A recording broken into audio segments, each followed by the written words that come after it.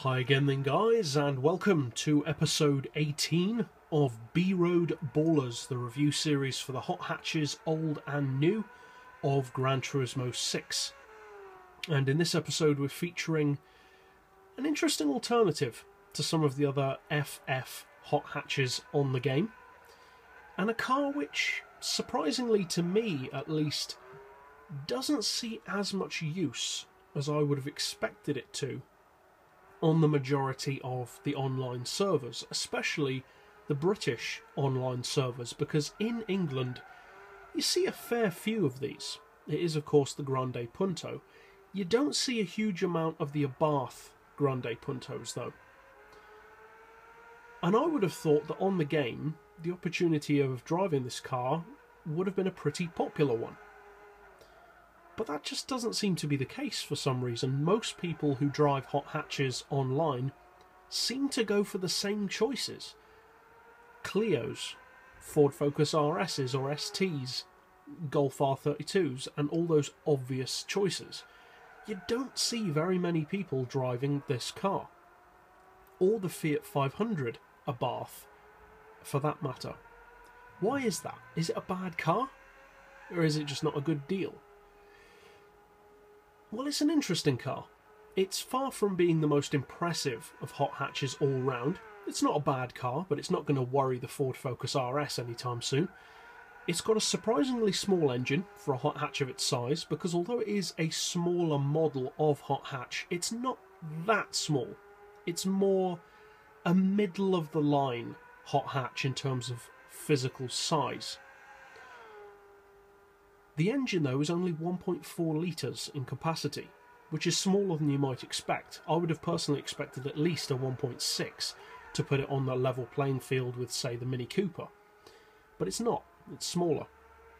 It's front-engine, front-wheel drive, as I already mentioned, but the engine is actually pretty strong. It's turbocharged, as you'd probably expect, and it puts out fully tuned 290 horsepower and just under 250 pound-feet of torque.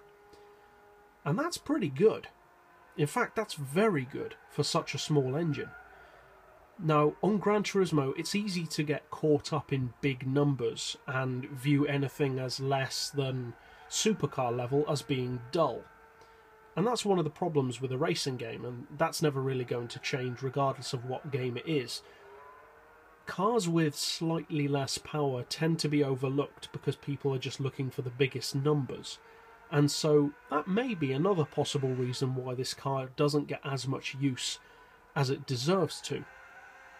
But despite the fact that it doesn't have amazing numbers compared to some other hot hatches, it's very good for this hot hatch. For a 1.4 litre hot hatch running front-wheel drive, and for its size, that's more than enough spec, especially 250 pound-feet of torque. You don't really want much more than that going through a front-wheel drive car of its size and weight, because it will just have heavy steering and tons of torque steer.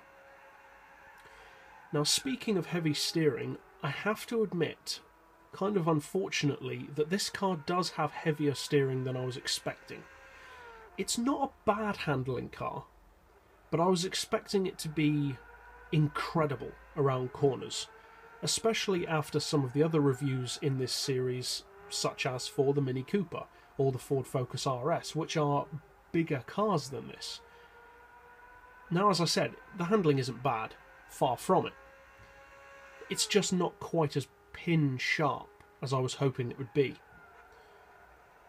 As far as the rest of its performance, it's pretty good, especially for its spec. It's a very lightweight car, as you'd expect. It weighs not much more than 1,000 kilos, puts out 279 horsepower per tonne, and sits quite reasonably, I would say, and at a pretty much perfect 473 pp. And that's a very good level for this car, I would say. A lot of hot hatches sit at what I would say, personally, is a little bit too high. This car's PP, I would say, is perfect, because it is competitive at that level. And if you detune it to, say, 450 or 425, it's the perfect candidate for hot hatch racing, because whereas many other hot hatches have to be extremely limited or just negate most of their upgrades, this car can still have quite a lot of modifications done to it in that respective PP level. I'm not necessarily saying it will be leading the board in terms of spec, but the performance that it gets from that spec means that it will be a good car to go for if those races arise, be it front wheel drive or just hot hatches in general at a lower PP level. Overall, for performance in a straight line, it's not the quickest of hot hatches, but for its power, it's very good. The looks, as with any vehicle, it's a matter of opinion more than anything else that I talk about in these videos, but I personally think it's a pretty good looking car. It's got kind of those mini Maserati looks that made it so popular as soon as it came out. Personally, I'm not a huge fan of the new look of the Grande Punto, but thankfully that's not the version that's on the game. Thankfully for me, of course. I'm sure there are people who prefer that new shape. And the price of this model is very good as well, at 27,000 credits. So even if you buy it and don't necessarily love it as much as something else, it's not a lot of money to pay out on Gran Turismo 6. So, that's it for this episode. I'll see you guys next time, and as always, thanks for watching.